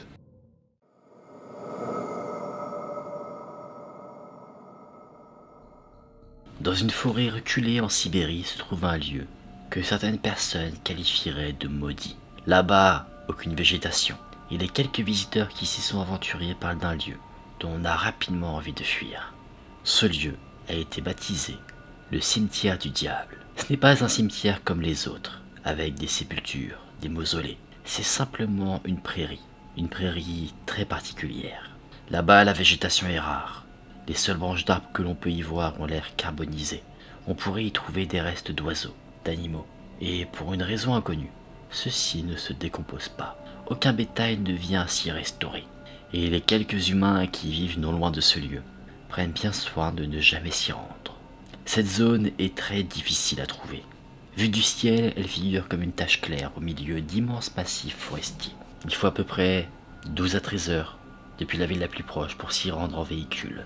Cette zone est considérée comme l'un des endroits les plus effrayants de toute la Russie. Un endroit tellement effrayant qu'on se demande même si le diable en personne n'a pas fui cet endroit, tellement il est inhospitalier. La première mention de ce cimetière remonte au début de 1920. Un paysan, Semyon Polyakov, a raconté comment son grand-père, qui menait un petit troupeau de wapitis, est tombé par hasard sur cette étrange prairie. Sous ses yeux ébahis, plusieurs des animaux qu'il conduisait se sont écroulés net sur le sol. Un sol qui était chaud, comme brûlé. Par la suite, les différents paysans ont décidé de ne plus passer par cet endroit, de peur que leurs animaux ne meurent à l'approche de ce lieu maudit. À la fin des années 1920, un homme du nom de Semchenko s'est intéressé à ce cimetière du diable. Il aurait vu qu'au centre de cette clairière, il y aurait une sorte de trou, un trou qu'on ne voit pas sur les photos de l'endroit. Il aurait laissé tomber une corde dedans, qui aurait parcouru plusieurs dizaines de mètres dans le sol, sans en atteindre le fond. Semchenko a remarqué que des oiseaux morts gisaient près de ce trou, et que leur chair était d'une étrange couleur pourpre. Mais ce qui a terrifié le plus les personnes de la région, c'est que dans cette clairière où il n'y a rien de vivant, tout périt, que ce soit les plantes, les animaux, mais également les êtres humains. Il y aurait une centaine de personnes qui auraient disparu dans cette zone depuis les années 1030. Le dernier groupe de personnes à avoir disparu était en 1992. Un groupe de touristes qui se sont volatilisés et qui n'ont jamais été retrouvés. Certains trouvent des explications rationnelles à tout cela. La région étant sauvage, dangereuse, il y aurait de fortes probabilités pour que ces touristes soient perdus et qu'ils soient morts de froid. D'autres pensent que le cimetière est directement responsable de cette disparition étrange. D'autres événements incroyables se passent à l'approche de cet endroit. Les téléphones, radiocaméras tombent en panne à son approche.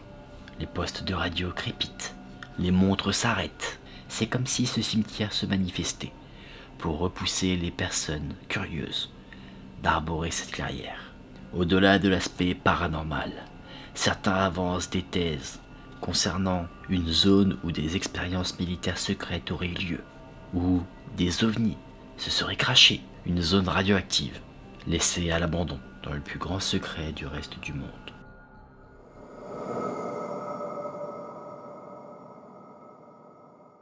Il y aurait une route, dans un coin reculé du New Jersey aux États-Unis, qui est considérée comme maudite. À son sujet, on raconte des histoires inquiétantes. Il s'y passerait des phénomènes inexpliqués, au point que, dans la région, ceux qui connaissent son histoire n'hésitent pas à contourner cette route et à décourager ceux qui veulent s'y aventurer.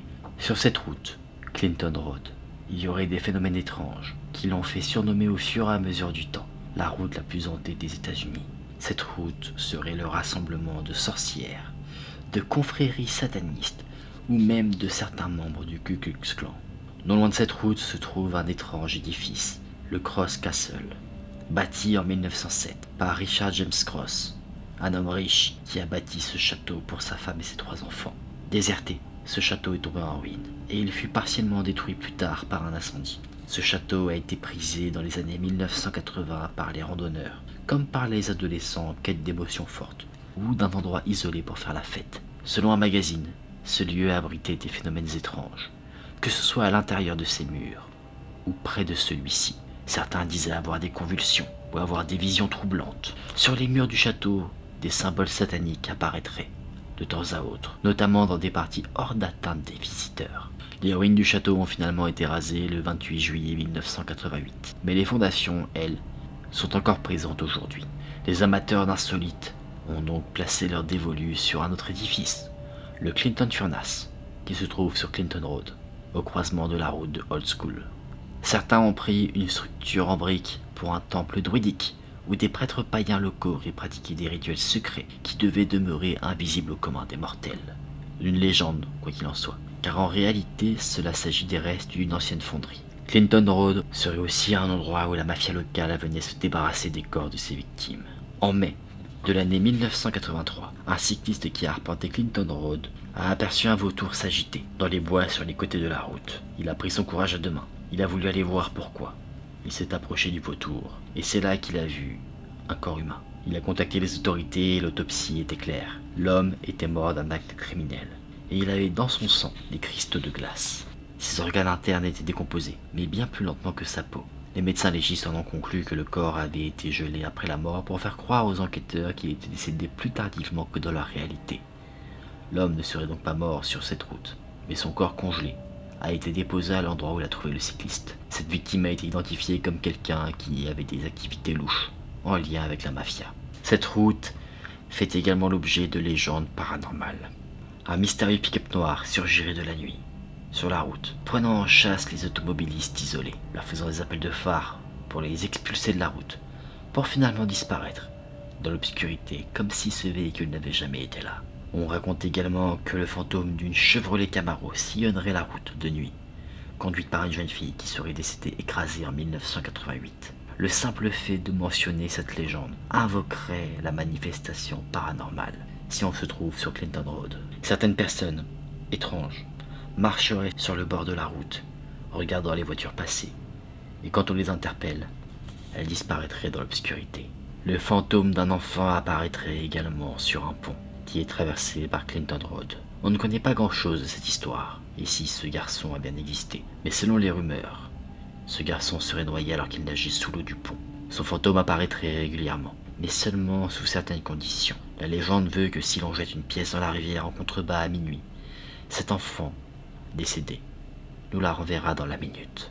Certains témoins affirment avoir vu le petit garçon, et ce petit garçon n'est pas le seul fantôme qui serait visible. Un témoin a dit qu'il campait près de ce pont, et qu'il a rencontré 2 gardes forestiers, mais peu de temps après, il avait appris que les hommes en question étaient 2 gardes morts, accidentellement là où il avait campé, des années auparavant. Bien qu'on ne sache pas réellement déterminer le vrai du faux concernant Clinton Road, ce que les locaux du coin affirment avec conviction, c'est qu'il n'est pas bon de s'y attarder trop longtemps.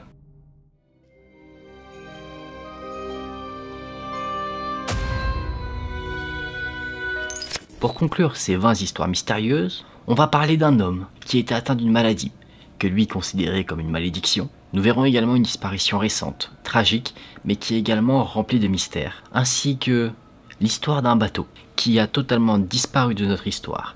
Et le seul moyen d'en savoir quelque chose, c'est uniquement de la bouche de témoins. Bienvenue dans cette ultime partie des 20 histoires mystérieuses.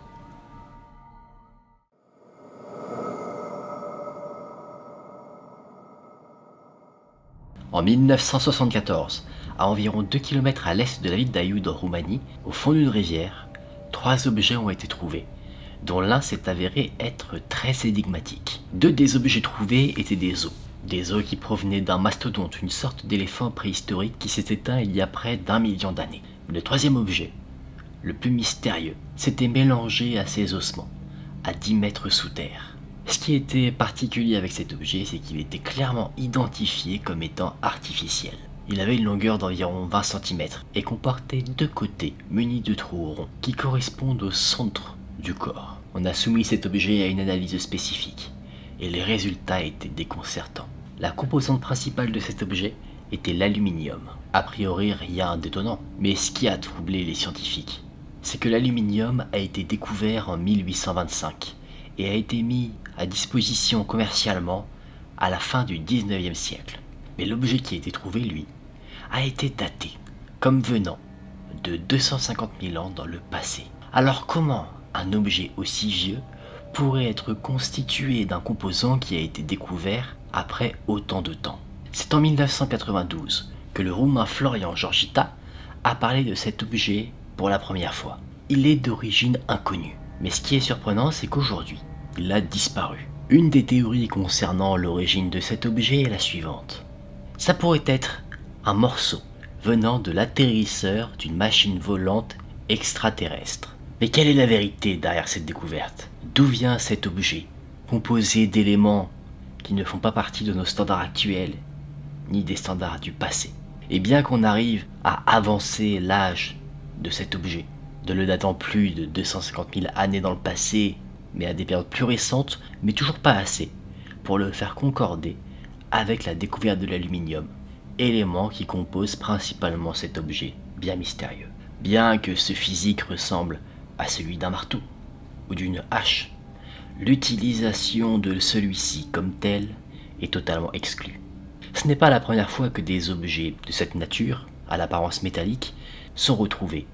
Des objets qui ont l'air hors de leur temps. Nous avons déjà retrouvé des têtes de marteaux pris dans des pierres millénaires, ou encore des clous qui auraient été datés de la préhistoire. Mais étonnamment, Bien que ces objets laissent des traces, que ce soit en photographie ou en témoignage, ils disparaissent souvent très rapidement de la sphère scientifique et même physiquement, comme si d'eux-mêmes, ces objets disparaissaient, empêchant par la présente la réalisation d'analyses plus poussées pour en déterminer la provenance. Encore aujourd'hui, la découverte de cet objet est bien mystérieuse, preuve que les extraterrestres existent. Civilisation bien plus avancée que la nôtre, nul ne sait dire quelle est l'origine de cet objet.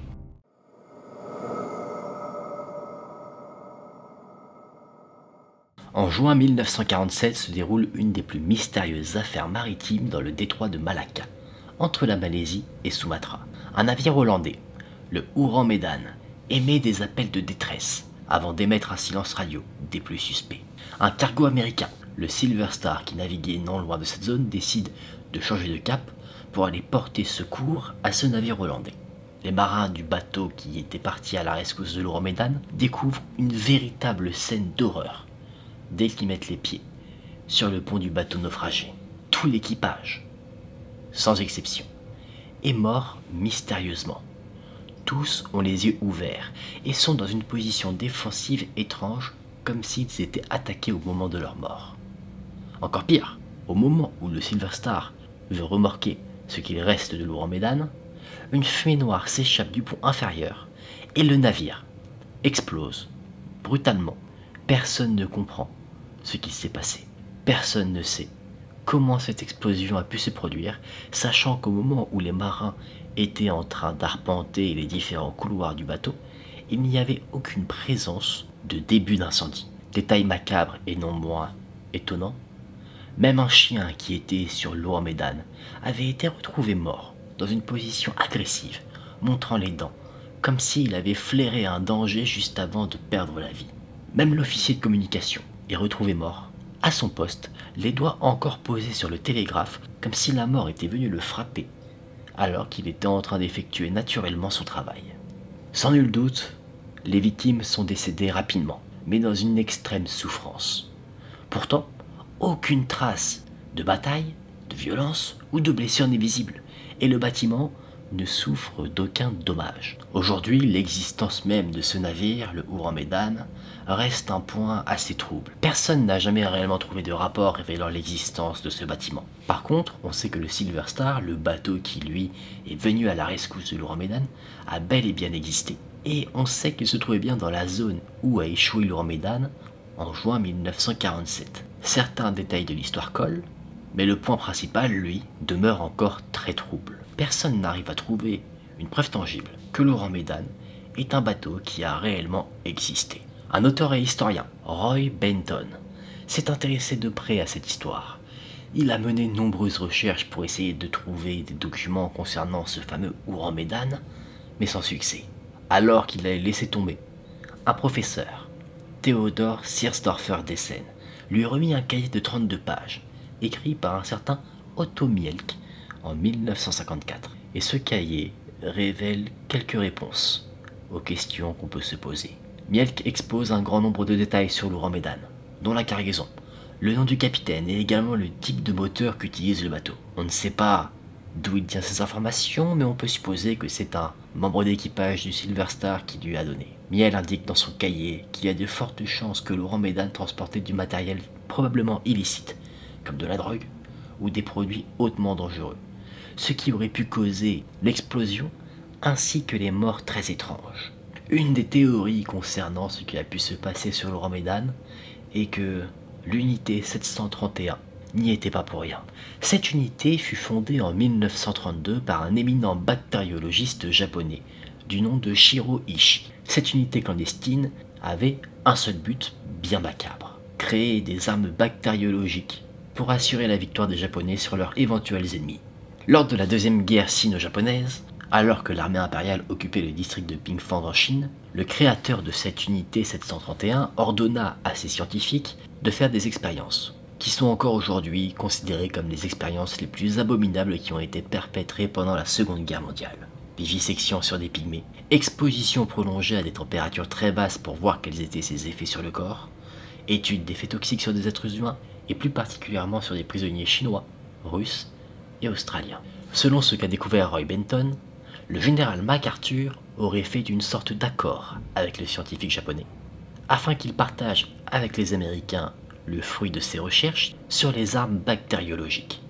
Mais pour ce faire, il devait déplacer les laboratoires et les produits toxiques en direction des États-Unis de manière très sûre. C'est là qu'entre en scène le roi Médane. Ce bateau, secrètement, devait ramener tous ces éléments jusqu'aux États-Unis. Et quelque chose s'est mal passé, libérant une arme bactériologique créée par l'unité 731 qui aurait réduit l'intégralité de l'équipage du bateau au silence. Cela expliquerait pourquoi il n'y a aucune trace de ce bateau, le roi Médane, dans aucun rapport, car il était en réalité tenu de réaliser une mission secrète. Roy Benton suppose que les membres d'équipage de l'Oran Médane ne savaient pas ce qu'ils transportaient. De plus, le cargo était certainement mal entretenu, que ce bateau était principalement utilisé pour déplacer des marchandises illicites, et que quelque chose a mal tourné. Une infiltration d'eau, qui, mêlée au gaz toxique, aurait pu produire des émanations mortelles, qui auraient pu asphyxier les membres de l'équipage. Évidemment, cette mission étant des plus secrètes, il est certain que, si tout cela était avéré, les autorités américaines auraient tenté de couvrir l'affaire en faisant disparaître toute trace de ce bateau, l'Oran Médane, le faisant passer pour un bateau fantôme. Autre théorie, bien plus farfelue. En 1955, l'auteur Maurice Jessup dévoile dans un magazine que l'Oran Médane aurait probablement été attaqué par des extraterrestres ou un vaisseau fantôme. Ce serait l'unique explication, selon lui, que les membres d'équipage présentent un visage aussi apeuré et des mouvements repoussant un assaillant avant de mourir. Il est vrai que, ce spectacle étant des plus étonnants, quoi de mieux comme explication qu'une explication surnaturelle? Surtout qu'à l'époque des faits, il n'y avait aucune piste rationnelle qui permettait d'expliquer une telle découverte. Deux théories rationnelles sont également envisagées. Une théorie est plus probable que l'autre. Ce serait un incendie de la chaudière du bateau. Une fissure dans la chaudière aurait pu provoquer des émanations de monoxyde de carbone fatales pour tout l'équipage. Cela aurait pu provoquer une explosion, mais n'explique pas pourquoi il y avait une telle réaction de terreur sur les membres d'équipage du bâtiment. L'explication un peu moins plausible serait une remontée d'hydrate de méthane sortie d'une fissure dans les fonds de la mer. L'hydrate de méthane est quelque chose de vraiment très présent dans les fonds marins, et il peut arriver que certaines émanations puissent se produire et fassent remonter des séries de bulles jusqu'à la surface. Cette remontée, à grande échelle, pourrait avoir asphyxié tous les marins à bord si le bateau se trouvait pile à l'endroit où les émanations se sont produites. Néanmoins, de nombreux détails réfutent cette théorie, car il n'y a eu qu'un seul cas, recensé dans toute l'histoire des désastres marins, qui correspondrait à ce phénomène. À l'époque, un chalutier aurait été pris dans un phénomène semblable au large d'Aberdeen en Écosse. Seulement, dans ce cas de figure précisément, le bateau aurait coulé, net, comme si la mer l'avalait. Et dans le cas de l'Oran Médane, ce n'est pas le cas, parce que le bateau n'a pas été absorbé par l'eau. L'équipage est mort avant que le bateau n'explose et coule par le fond. Cette affaire mystérieuse a inspiré un jeu d'horreur très connu, Man of Medan, qui prend place également dans un bateau fantôme, à l'image de l'Oran Médane, où des jeunes se retrouvent pris au piège face à un équipage corrompu par un virus. Quoi qu'il en soit, l'Oran Médane a-t-il été victime d'extraterrestres, d'un virus mortel, ou a-t-il été victime de quelque chose d'autre, dont nous n'avons pas encore l'explication?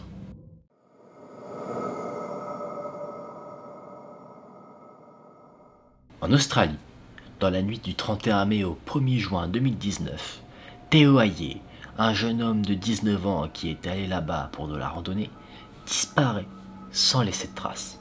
Le 31 mai, à 19h45, Théo Hayé est visible sur une vidéo de caméra de surveillance d'un caviste.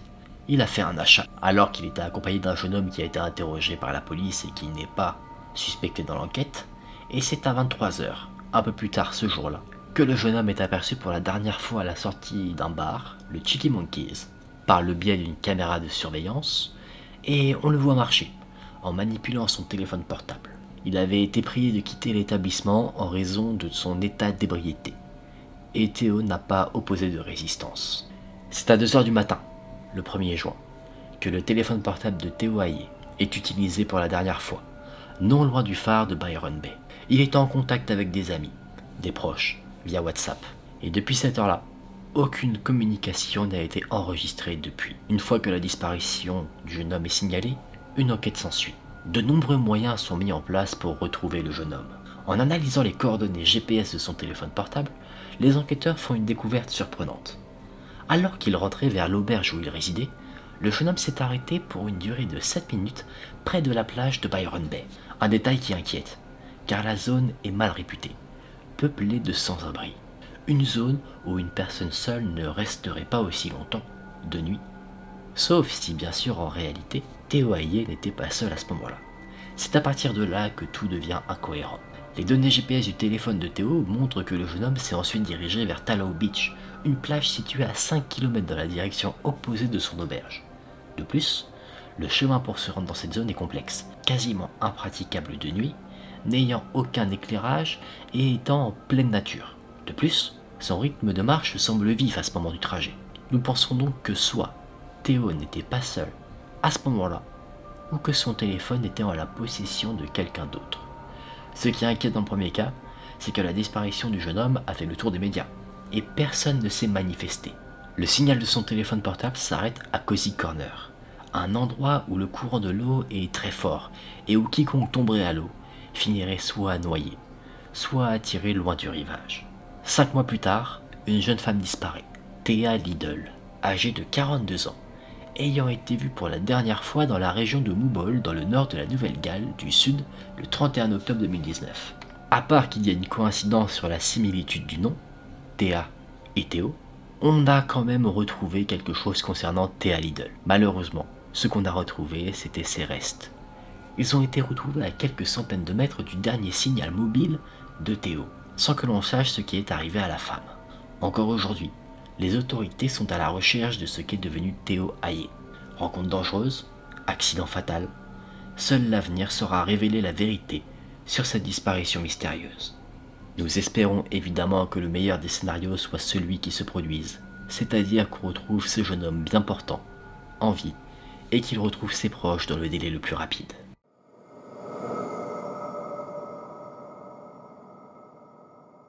Parfois, sur les plages, dans les forêts, on peut retrouver facilement le passage de l'homme, par des détritus, des chemins qui ont été tracés par des pas, bon nombre de choses qui indiquent que l'homme est passé par là. Mais quelque chose a été retrouvé de bien sordide et qui a pendant longtemps été source de mystère. Des pieds humains, sans corps.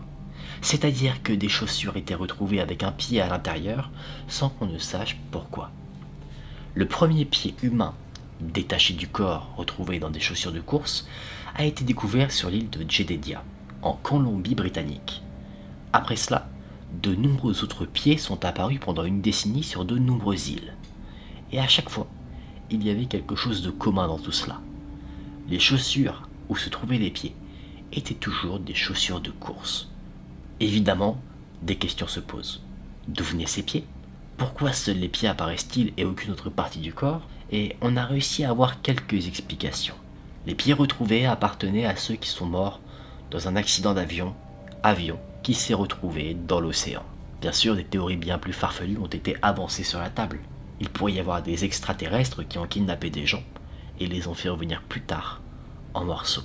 On pense aussi que ces pieds pourraient appartenir à ceux qui sont morts dans le tsunami de 2004. Les scientifiques se sont penchés sur la question pendant à peu près une décennie. Et ils en sont arrivés à une conclusion, notamment sur pourquoi on retrouvait les pieds, mais pas le reste du corps. Selon eux, ces pieds étaient détachés du corps humain à cause de la décomposition. Ils pourraient appartenir à des personnes qui se sont soit donné la mort, qui ont été emportées par des tempêtes, mais en tout cas qui ont rencontré la mort dans de l'eau. En raison des courants et de la décomposition, les pieds se sont séparés des corps. Les chaussures, eux, sont constituées d'un matériau léger et durable qui a protégé les pieds de la décomposition et les a également aidés à flotter pendant des années.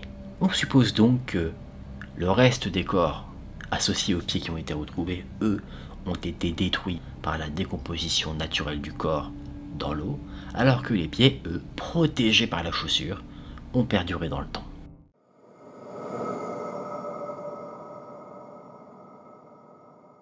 Edward Mordrake, un nom qui ne vous dit peut-être rien. Mais son visage, lui, restera certainement dans votre mémoire. Edward était quelqu'un de bourgeois, issu de la bourgeoisie, avec une mère qui n'était ni plus ni moins que la comtesse d'Arlington au milieu du 19e siècle, dans le sud du Royaume-Uni. Fils de bonne famille, il était très envié, mais également haï, pour les avantages que sa position pouvait lui attribuer. Sa lignée et la richesse dont il pouvait hériter le plaçaient évidemment sous les feux de l'attention publique. Mais cela l'a également mis très mal à l'aise, car atteint d'une maladie, il était la cible de moqueries et était parfois appelé l'ogre. On disait qu'il avait été frappé par une force surnaturelle. Son histoire était exagérée, mais ce qu'on sait aujourd'hui, c'est que, en réalité, Edward Murdrake souffrait d'un syndrome appelé diprosopie, autrement appelé duplication crânio-faciale. En des mots plus simples, il s'agit d'une duplication du visage.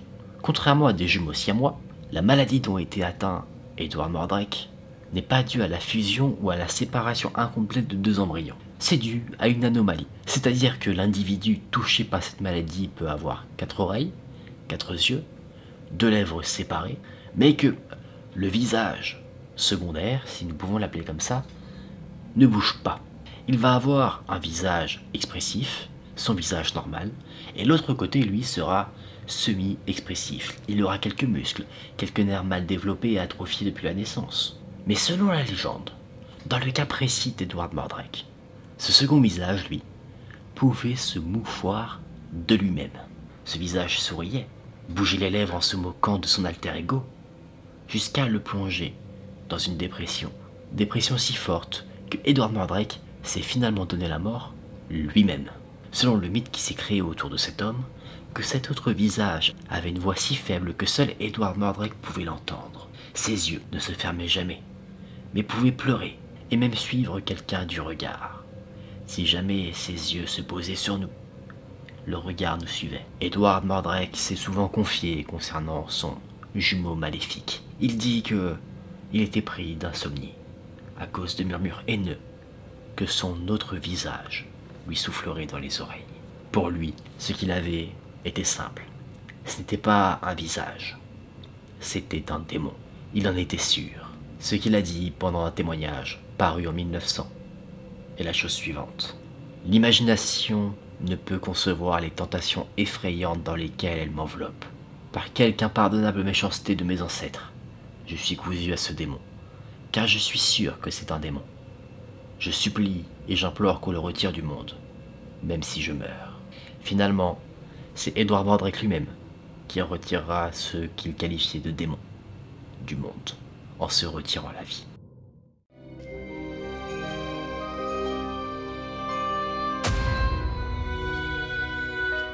Et voilà les amis, c'est la fin de toutes ces histoires. J'espère qu'elles vous ont plu, qu'elles vous ont fait un petit peu cogiter. Peut-être que certaines vous les connaissiez et d'autres pas du tout. J'ai essayé de trier un petit peu et aussi par rapport à moi, présenter celles qui m'intéressaient le plus. J'espère du fond du cœur que vous avez passé un bon moment en ma compagnie.